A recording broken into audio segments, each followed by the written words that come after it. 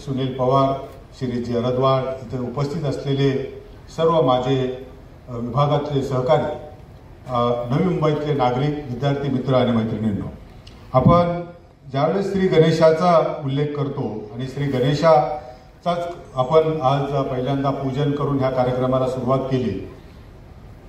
गणेशोत्सव हा फक्त घरोघरी न राहता किंवा आपल्या सांस्कृतिक मंडळापुरता न राहता हा राज्य महोत्सव म्हणून साजरा करण्याची संकल्पना आपल्या राज्याचे माननीय मुख्यमंत्री महोदय यांनी मांडली आणि सांस्कृतिक कार्यमंत्री यांनी त्याच्या सर्व सूचना सर्व विभागाच्या सर्व शासनाच्या कार्यालयाला देऊन हा या वर्षीपासूनचा गणेश उत्सव जो आहे आपण राज्य उत्सव म्हणून साजरा करण्याचं सुरू झालं।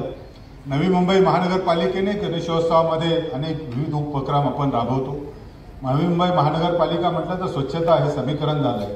त्याच्या पुढे जाऊन आपण आपली जी माझी वसुंधरामध्ये सुद्धा आपण सर कायम नेहमी चांगल्या पद्धतीने काम करतो। एक हरित नवी मुंबई, सगळीकडे जवळजवळ नागरिकांच्या प्रति नागरिक एक वृक्ष असं लक्ष ठेवून आपण काम करतोय। आता 10 माणसांमागे 9 वृक्ष अशा पद्धतीची वृक्ष संपदा आणि 220 प्रजाती आपल्या नवी मुंबईमध्ये आहेत। त्याच्यामध्ये खूप मोठ्या प्रमाणाची भर आपण आता घालतोय। माननीय मंत्री महोदयांना पण आम्ही विनंती केली की जी आपली बेलापूरची वार्षिक हिल आहे हिला सुद्धा पूर्ण जशा पद्धतीने ऐरोली आणि दिघामध्ये आपले सुधाकरजी सोनवणेंच्या प्रयत्नातून तिथे त्याचं पूर्ण हे झालं, त्याच पद्धतीने अख्खं हिल दोन्ही बाजूनी जर झालं तर हे शहरासाठी नेहमीच वरदान राहणार आहे। मोठा सागरी किनारा आहे, त्याच्याबरोबर आपल्याला खूप मोठ्या प्रमाणात आपण मँग्रोवची जिथे लागवड झालेली आहे तिथे ऑलरेडी मँग्रोव्ज आहेत।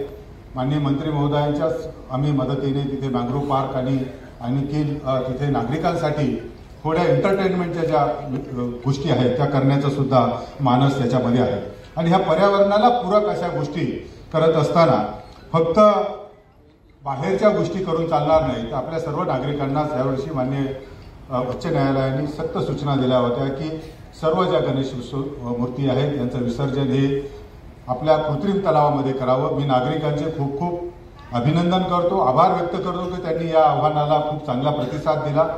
नवी मुंबईमध्ये जवळजवळ 143 ठिकाणी आपण कृत्रिम तलाव तयार केलेत सर, आणि इथे सर्व सोयीसुविधांनी युक्त आपण सोयीसुविधा तिथं उपलब्ध करून दिलात। नागरिकांना त्याचा निश्चितपणे लाभ होतोय आणि याच्यामधून आपण खूप मोठं पर्यावरणाचं रक्षण हे करतो। आपण शाडूच्या मूर्ती कराव्या असं सर्वांना आवाहन करतो, पण आजही प्लास्टिक ऑफ पॅरिसचा सर्रासपणे वापर होताना दिसतो।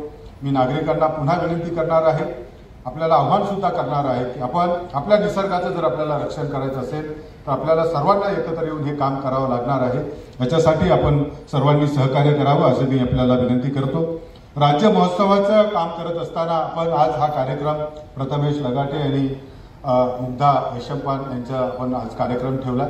अनेक कार्यक्रम मंडळामार्फत होतात, त्याच्यामध्ये सुद्धा मोठ्या प्रमाणात जनजागृतीचं काम करतो।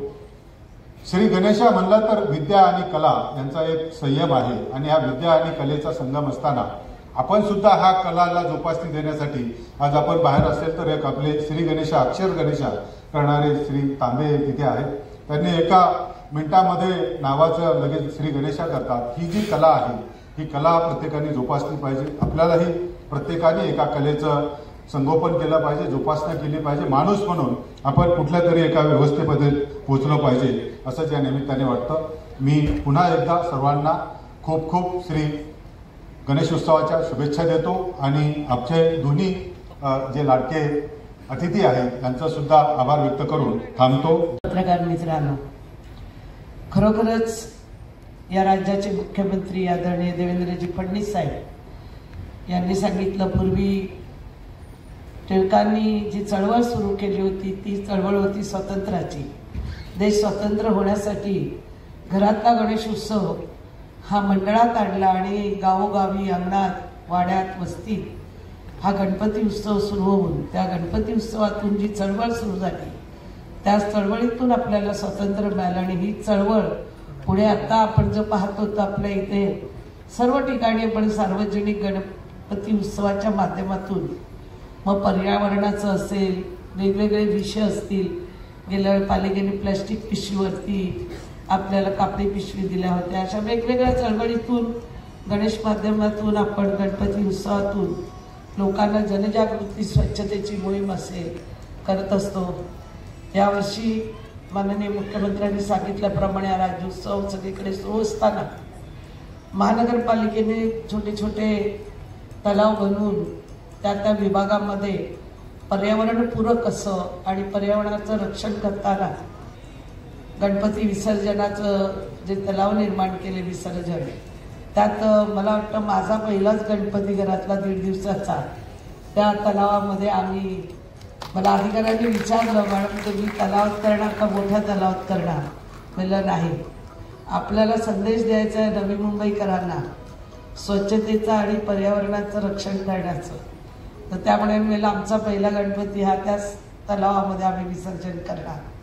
आणि अधिकारी एवढे खुश झाले, म्हणजे मला ऐकतं सांगितलं त्यांच्या चेहऱ्याचा आनंद बघितला. त्यांना वाटलं नव्हतं की मी हो म्हणेन किंवा नको आम्हाला वाजत गाजत एवढा गणपती आम्ही 1.5 दिवस ठेवतो तो घेऊन जायचा आहे. तर म्हणलं नाही, सगळ्यांनी महानगरपालिका सर्वांसाठी आहे, सर्वांसाठी काम करते आणि ते सगळ्यांनी मिळून जर आपण त्याला हातभार लावला, म्हणून आपण स्वच्छतेचे प्रत्येक वर्षी पुरस्कार घेत असतो का तर आपला सगळ्यांचा सहभाग त्याच्यात असतो. माझी आज पण आपल्याला विनंती असेल या व्यासपीठावरून, येणारे 10 दिवसाचे गणपती आहेत, आपलं निर्माल्य असेल ते एका पिशवीत साठवा, ते निर्माल्य एका ठिकाणी द्या, तुम्ही कचऱ्यात टाकू नका, गणपतीच्या बरोबर घेऊन जा, पण तिथे एखादी पालिकेच्या ज्या वस्तू ठेवलेल्या आहेत त्यात निर्माल्य टाका. आणि छोटे गणपती आहेत त्यांनी खरोखरच सुंदर बनवले, अतिशय सुंदर आहे, लोकही चांगले आहेत तुमचे विसर्जन करणारे, कुठेही गणपतीला धक्का लागत नाही, 3 फेऱ्या मारून मग तो विसर्जन होतो, फोटो काढेपर्यंत थांबतात. तलावात नेताना पाऊस येतो काय येतो, मूर्तीला व्यवस्थित द्यावी लागते, मोठमोठ्या मूर्त्या आणतात लोक.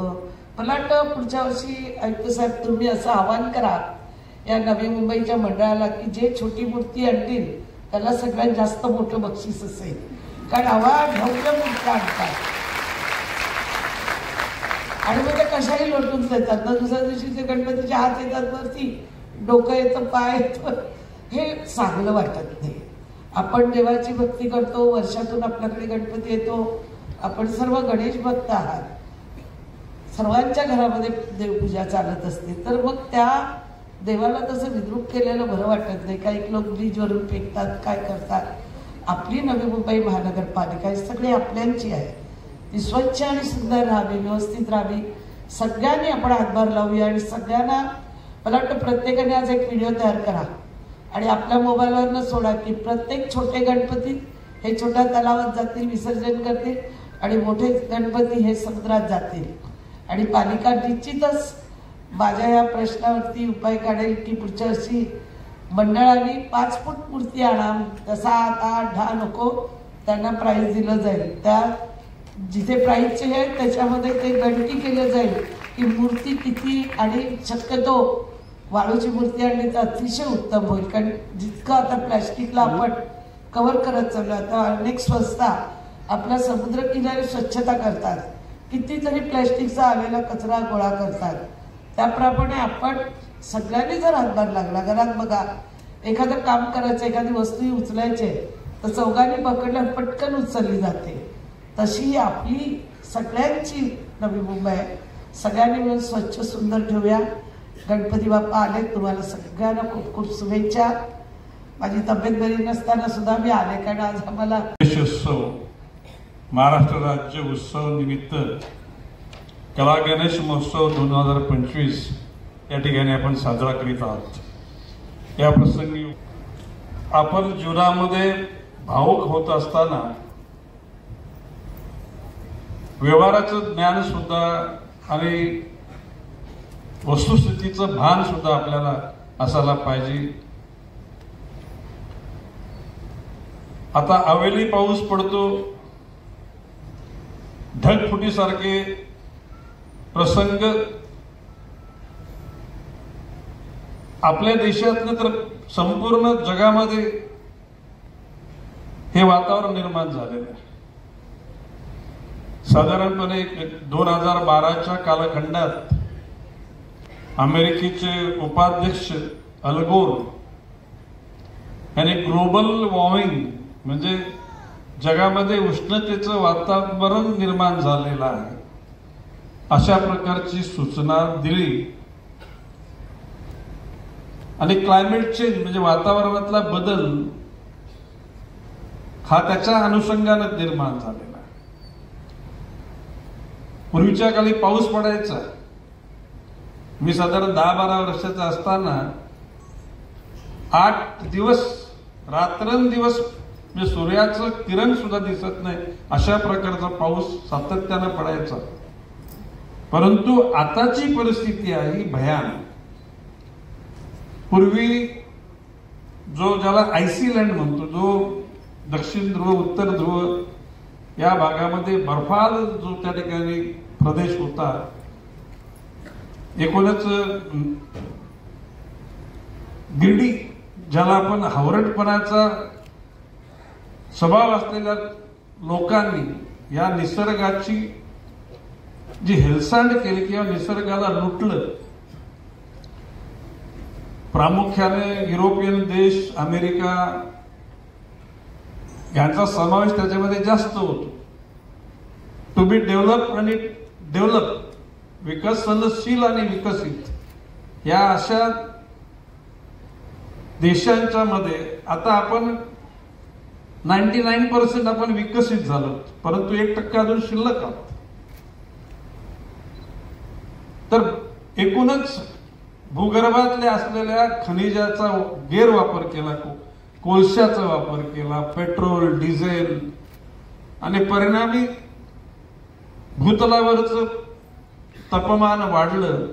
आणि पूर्वी 1000 किलोमीटर मध्ये जो पाऊस पडायचा तो आता 100 चौरस किलोमीटर मध्ये पडायला लागलेला आहे. म्हणजे वरती ढग निर्माण होतो तसाच्या तसा तो खाली येतो. म्हणजे सगळे पॅरामीटर्स सगळे बदलून गेले. आणि त्याला उपाय एकच की एकूण केलेल्या चुका पुन्हा दुरुस्त करणं. एकूण माणसाच्या हव्यासापायी जी निसर्गाची आपण हेळसांड केली, साधारणपणे तरुण पिढीला मी सांगतो अजून लिहून घ्या आता आज